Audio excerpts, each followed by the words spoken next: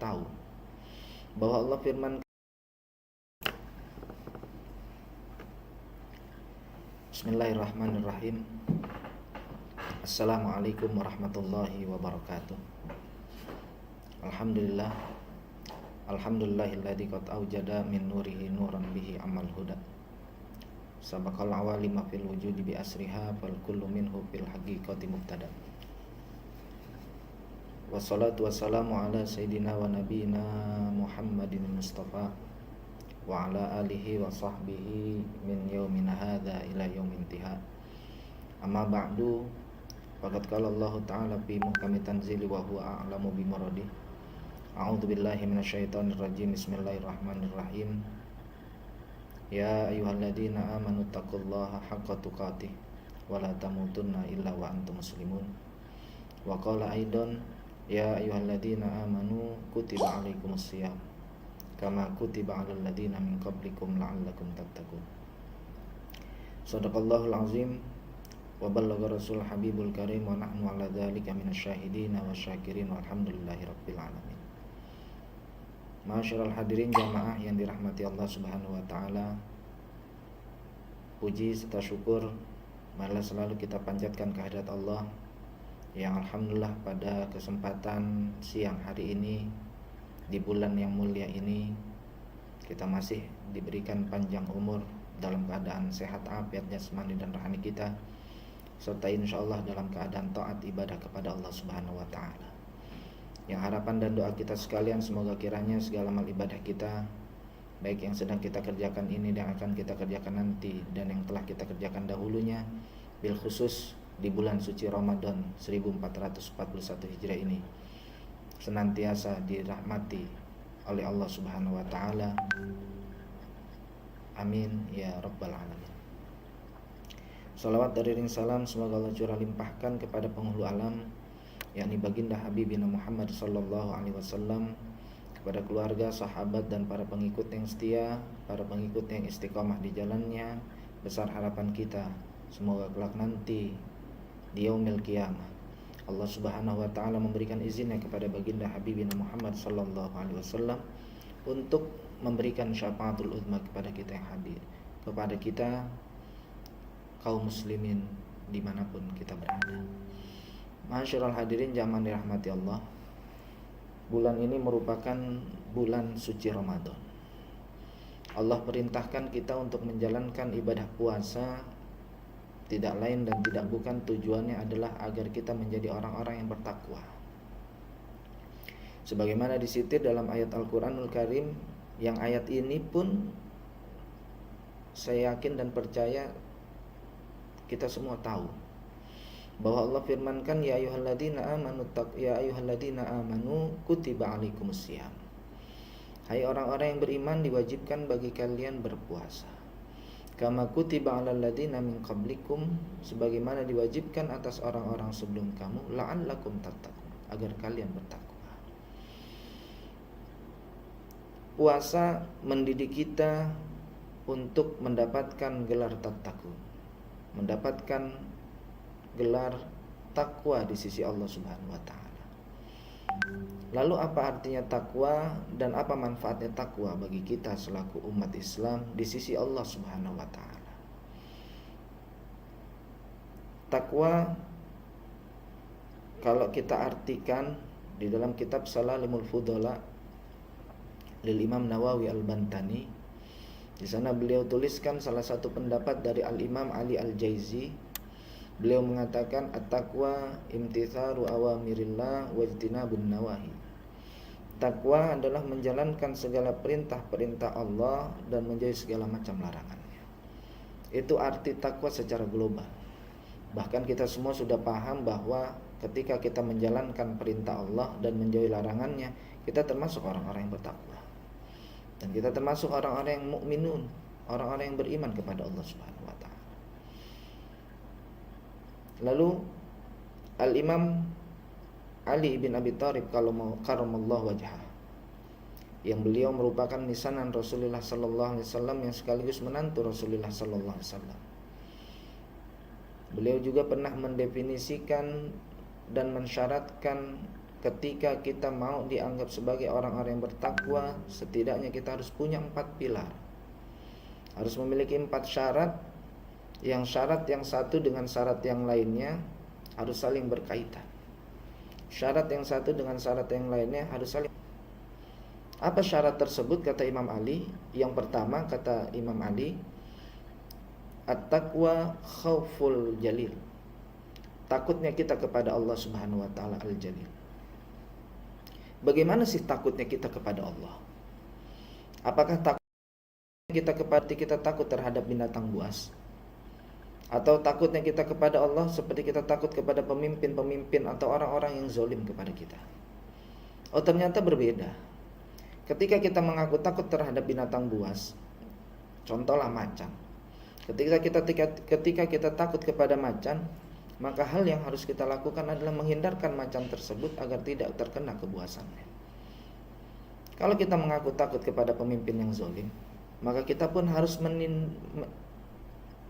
memisahkan diri kita dari orang-orang yang zalim tersebut. Agar apa? Agar kita tidak terkena kezalimannya.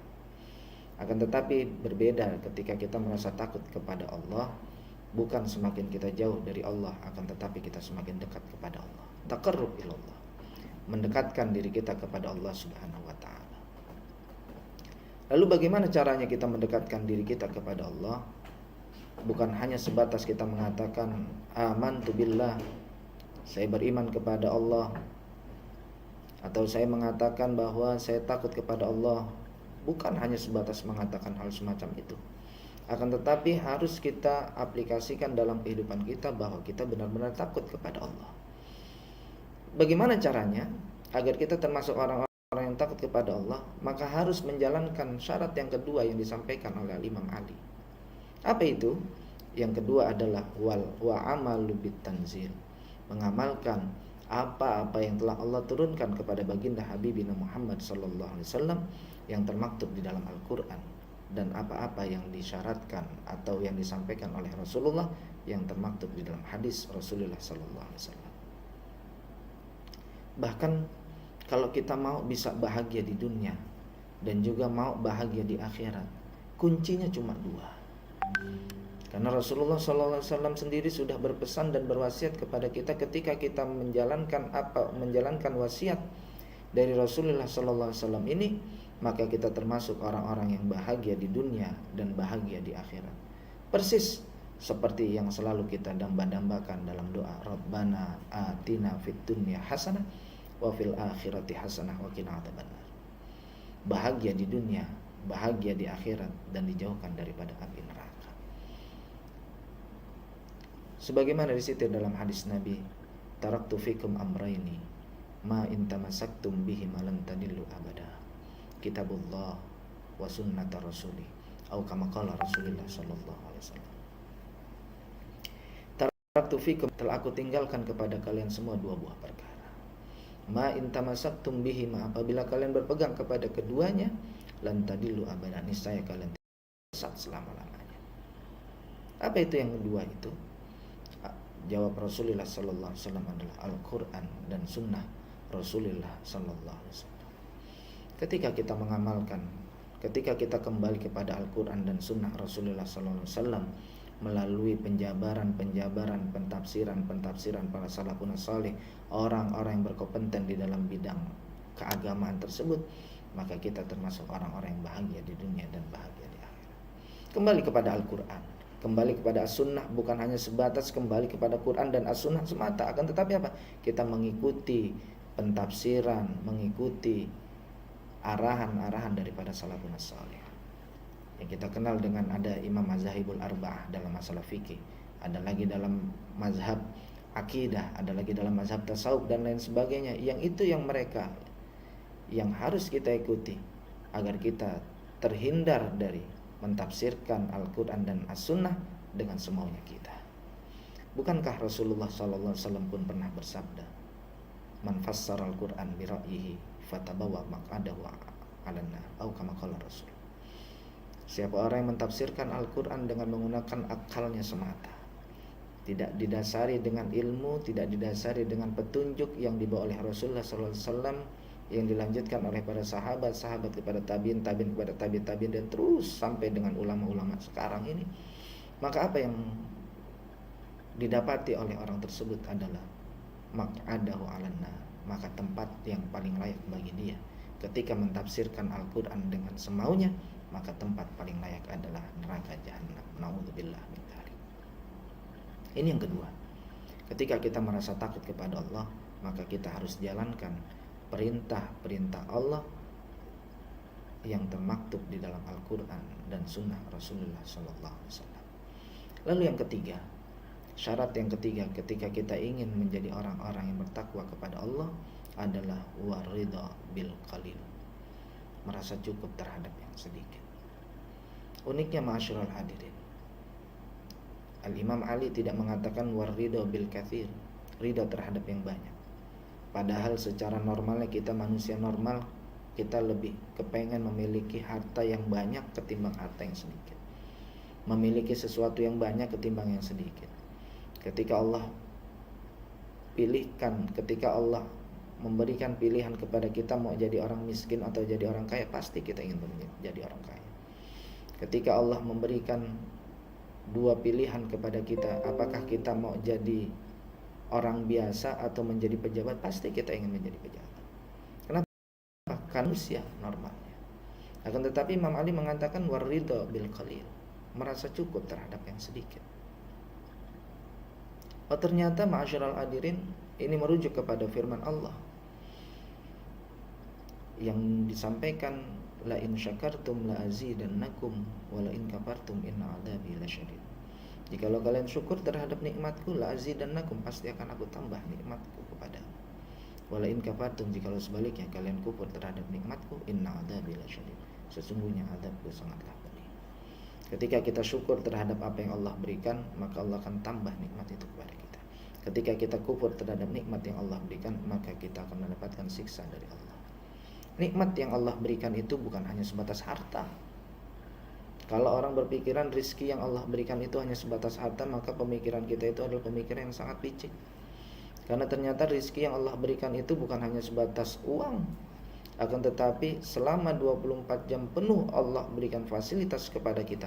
Mata untuk melihat, telinga untuk mendengar, mulut untuk berbicara, kaki untuk melangkah, akal untuk berpikir, dan lain sebagainya. Itu adalah nikmat yang Allah berikan kepada kita. Itulah rizki yang Allah berikan kepada kita, yang harus kita syukuri.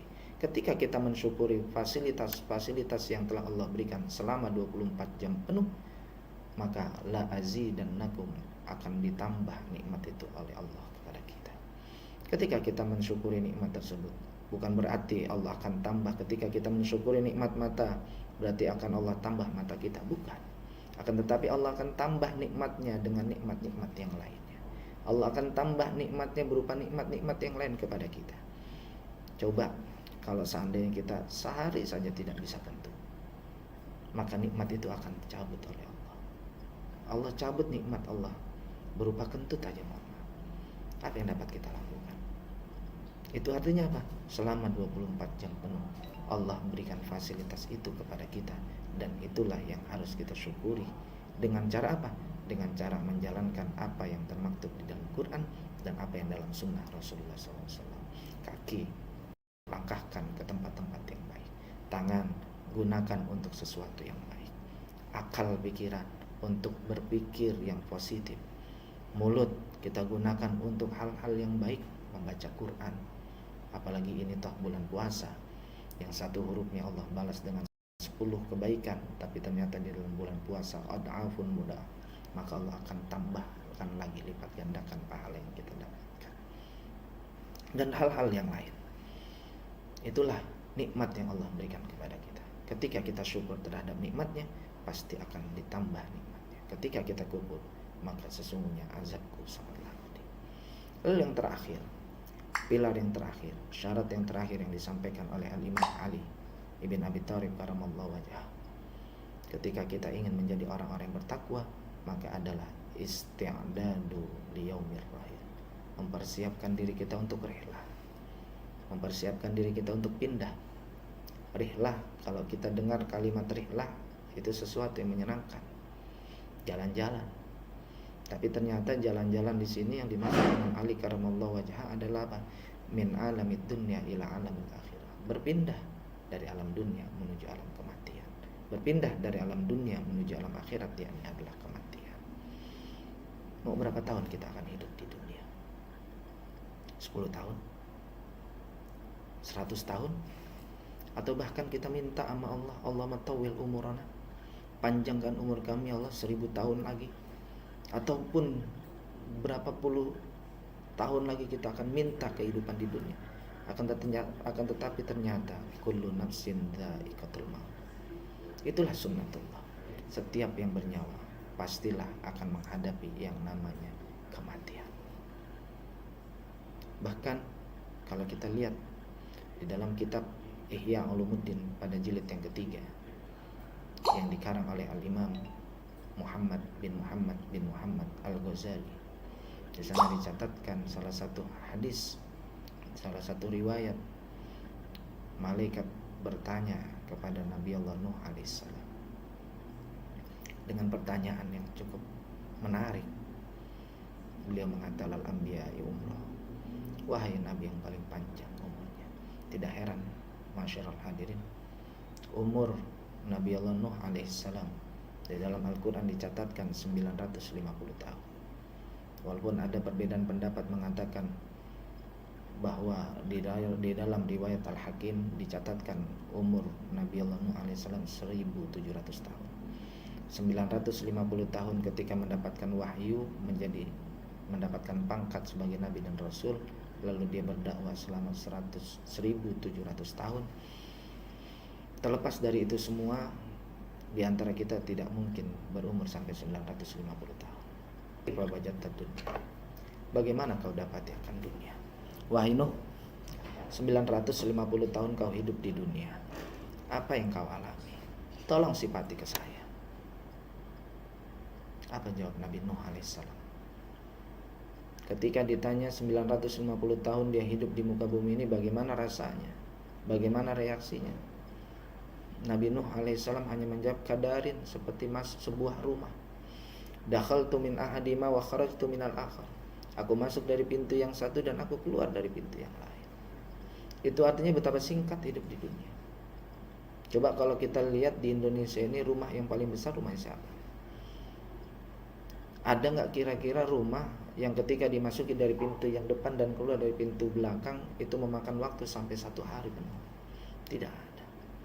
Itu artinya apa? 950 tahun Nabi Allah Nuh alaihissalam hidup di dunia diibaratkan seperti masuk ke dalam sebuah rumah. Itu yang 950 tahun. Bagaimana dengan umur umat Rasulullah SAW yang bena sittin wa sab'in, antara 60 atau 70 tahun. Paling top 60-70 tahun. Atau bahkan ada yang sampai bilangan 100 tahun, itu pun langka. 1/1000 mungkin. Itu artinya apa? Itu artinya betapa singkat kehidupan di dunia. Ad-dunya sari'atul fana, qaribatul inqidha. Dunia itu cepat sekali panahnya, qaribatul inqidha, dan cepat sekali berlalu. Maka ketika kita sudah mengetahui bahwa kehidupan di dunia ini adalah sebatas persinggahan semata kita, maka hal yang harus kita lakukan adalah fatazawwadu fa inna khaira zadit taqwa wattaquni ya ulul albab. Berbekalah kalian, karena sebaik-baik bekal di sisi Allah Subhanahu wa taala adalah takwa kita kepada Allah Subhanahu wa taala. Itulah makna takwa yang disampaikan oleh Al-Imam Ali Al-Jaizi dan juga yang disampaikan oleh Al-Imam Ali karramallahu wajhah. 4 syarat yang disampaikan oleh Imam Ali tadi. Yang pertama adalah takut kepada Allah, yang kedua menjalankan apa yang telah dibawa oleh Rasulullah, baik yang termaktub di dalam Al-Quran dan As-Sunnah, yang ketiga adalah merasa cukup terhadap yang sedikit, dan yang terakhir adalah mempersiapkan diri kita untuk pindah dari alam dunia menuju alam akhirat, yakni adalah kematian. Lalu apa manfaatnya ketika kita sudah mendapatkan gelar tattaqun dari Allah Subhanahu wa taala? Di dalam ayat Al-Qur'anul Karim, di dalam surat Thalaq, di sana ditegaskan setidaknya ada 3 jaminan Allah Subhanahu wa taala yang akan Allah berikan kepada orang-orang yang bertakwa kepada Allah. Apa itu? Yang pertama, orang yang bertakwa kepada Allah Subhanahu wa taala, wa may yattaqillaha yaj'al lahu makhraja. Siapa orang yang bertakwa kepada Allah Subhanahu wa taala, yaj'al lahu makhraja. Allah akan bukakan pintu baginya. Yang tadinya urusan kita susah, Allah bukakan, Allah permudah. Yaj'al lahu makhraja. Maka Allah akan bukakan jalan keluar baginya. Yang kedua, wa yarzuqhu min haitsu la yahtasib. Maka Allah akan berikan rizki dari jalan yang tidak diduga-duga. Lalu yang ketiga, wa may yattaqillaha yaj'al lahu min amri yusra.